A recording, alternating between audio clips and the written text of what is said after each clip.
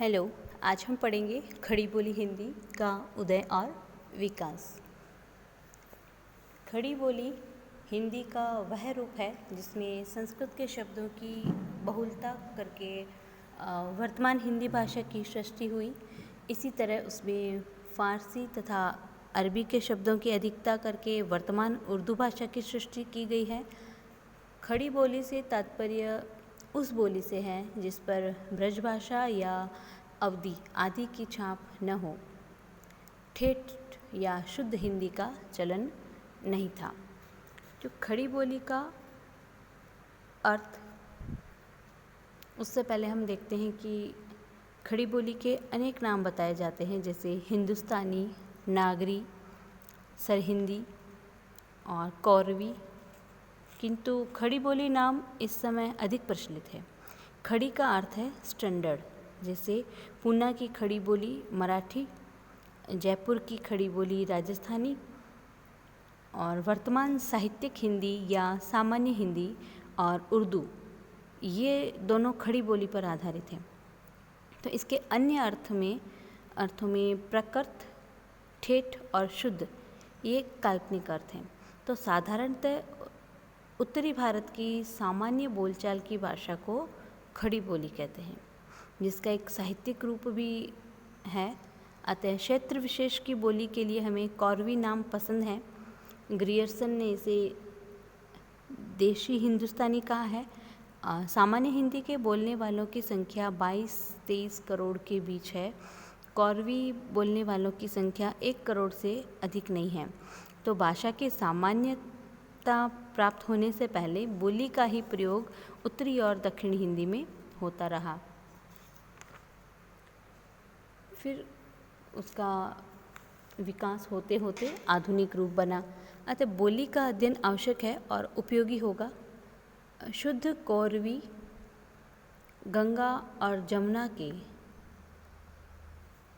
उत्तरी दोआब अर्थात देहरादून के मैदानी भाग, सहारनपुर, मुजफ्फरनगर और मेरठ के पूरे जिले एवं बुलंदशहर के उत्तरी अधिकांश में बोली जाती है। पश्चिम में जमुना नदी के पार अंबाला तक, दक्षिण पूर्व में बिजनौर जिले और मुरादाबाद तथा रामपुर जिलों के उत्तरी भाग की बोली भी कौरवी है।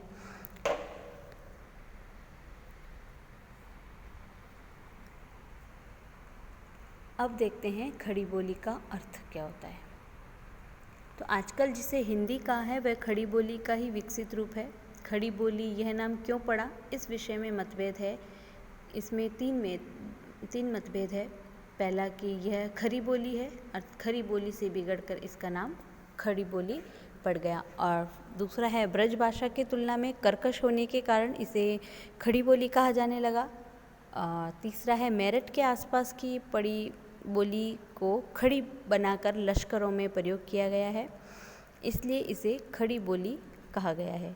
यद्यपि इसके वर्तमान मानक स्वरूप का विकास 19वीं शताब्दी में हुआ है, परंतु इसका आरंभिक रूप 10वीं शताब्दी में ही दिखाई देने लगा था।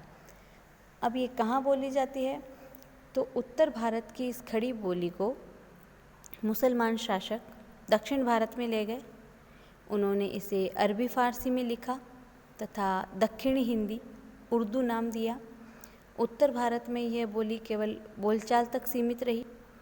मध्यकाल तक ब्रज, मैथिली और अवधी भाषाएं साहित्य में छाई रही और फारसी राजदरबार में जड़ें जमाई रही। परिणाम स्वरूप कड़ी बोली व्यापक जनभाषा होते हुए भी उपेक्षित सी रही। हिंदी के विकास के क्या कारण रहे, तो 19वीं और 20वीं शताब्दी में ऐसे कारण उत्पन्न होने लगे जिसके कारण खड़ी बोली का विकास मार्ग स्वयं प्रशस्त हो गया। यह जनसंपर्क की सशक्त भाषा तो थी ही, ज्ञान विज्ञान को समेटने में भी इसे आगे आना पड़ा। ज्ञान विज्ञान के लिए गद्य भाषा की आवश्यकता थी, जबकि ब्रज, मैथिली और अवधी काव्य भाषाएं थीं। अतः ज्ञान का वाहन बनाने के लिए स्वाभाविक रूप से इसे चुना गया। उन्हीं दिनों भारत में छापेखाने का आगमन हुआ, अंग्रेजी गद्य साहित्य का प्रसार हुआ, राजनीतिक चेतना का उदय हुआ, पत्र पत्रिकाओं का उद्भव और प्रसार हुआ, लोकतंत्रात्मक भावनाओं का जन्म हुआ, जन जागरण का वातावरण बना, शिक्षा का उन्नत विकास हुआ। परिणाम स्वरूप खड़ी बोली देश में व्याप्त हो गई। यह राष्ट्रीय एकता का भी पर्याय बन गई। अब खड़ी बोली के आंदोलन हुए थे। हिंदी को लोकप्रिय बनाने में जहाँ भारतेंदु, मैथिली शरण गुप्त, प्रेमचंद आदि साहित्यकारों ने महत्वपूर्ण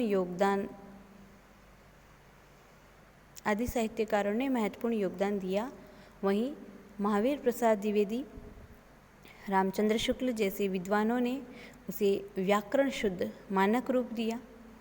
सौभाग्य से स्वामी विवेकानंद, स्वामी दयानंद, लोकमान्य तिलक, महात्मा गांधी, नेताजी सुभाष चंद्र बोस आदि महापुरुषों ने भी हिंदी के माध्यम से स्वदेश जागरण किया। स्वतंत्र आंदोलन के दिनों में हिंदी ही राष्ट्र को एक सूत्र में बांधने में अग्रणी रही।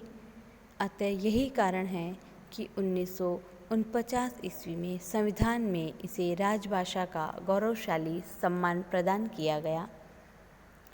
अब हम देखते हैं खड़ी बोली की विशेषताएं। विशिष्टता और पहचान की दृष्टि से कहा जा सकता है कि अवधि अकारांत अथवा व्यंजनांत प्रधान है, अकारांत प्रधान है, जैसे करत, होत, होब, घोर या घोड़, निक, बड़, खोट। ब्रजभाषा जो है वो ओकारांत प्रधान है। तो खड़ी बोली में अ का उच्चारण अधिक होता है और ब्रजभाषा में ओ का। जैसे ब्रजभाषा में आयो, लीनो, होबो, करेगो, करनो, करीबो, घोरो, निको।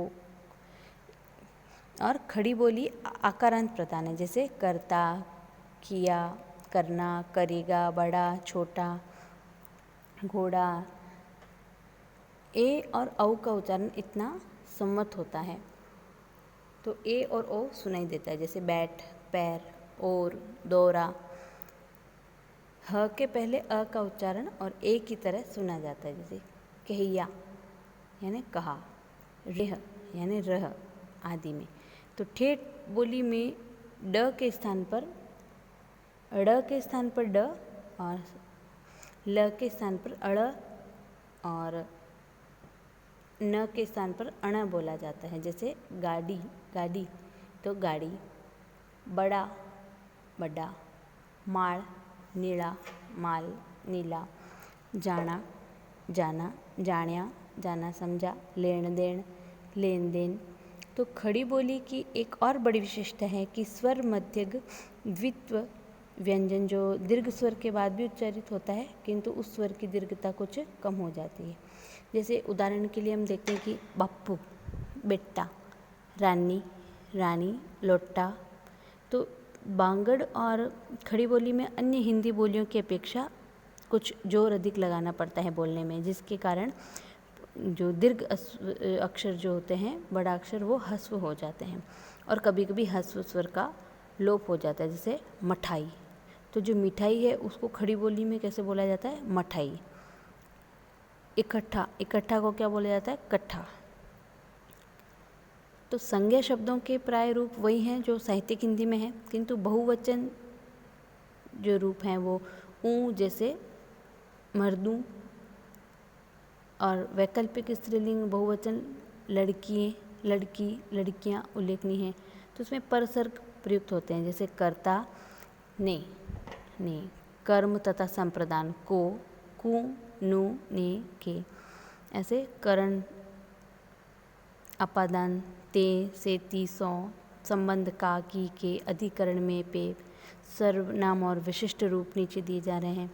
मैं, मुझ, मेरा, हम, हमें, हमारा या हमारा, तू, तिर्यक, तुझ, तेरा, तम, तमें, तुम्हारा, थारा। तो ये सब इस प्रकार बोले जाते हैं। तो कुछ प्रसिद्ध क्रिया विशेषण हैं, जैसे कितने, कितने को खड़ी बोली में क्या बोला जाता है? के। ऐसे को बोला जाता है असे, जैसे को जैसे। अब को बोला जाता है इब, अभी को बोला जाता है इभी। जब तब को जिब तिब, वहाँ को हाँ, जहाँ को जहाँ, कैसे को कीकर, क्यों को क्यों, यो को नू, ज्यों को जूं। तो खड़ी बोली के क्रिया रूप साहित्यिक हिंदी के ही हैं, किंतु है का उच्चारण है और विकल्प से है के स्थान पर से का प्रयोग होता है। जैसे लाया करे है तो लाया करे से, जैसे लाया करता है। दूसरी विशेषता ये है कि जो कृदंत का जो रूप साहित्यिक और सामान्य हिंदी में काल और अर्थ बनाने में प्रयुक्त होता है, उसकी जगह खड़ी बोली में क्रिया रूप से विकसित अक्रंदनीय प्रयोग चलते हैं।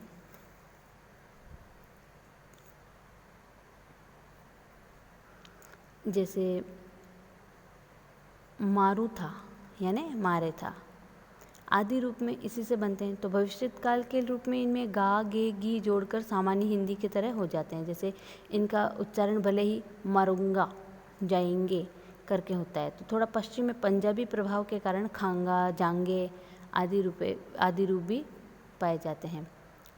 और एक वचन में रिहा उठिया आदि और बहुवचन में सामान्य हिंदी के समान रहे हैं उठे हैं बनता है। और आज्ञार्थक जो होते हैं उसमें सुन सुनो सुनिए सुनियो साधारणतः संपन्न होते हैं। तो पूर्वकालिक क्रिया में कर की अपेक्षा के का प्रयोग अधिक होता है। जैसे सुन के उठ के, सुनकर उठकर नहीं बोला जाता है, सुन के उठ के। तो इस प्रकार हमने खड़ी बोली का आधुनिक रूप देखा है।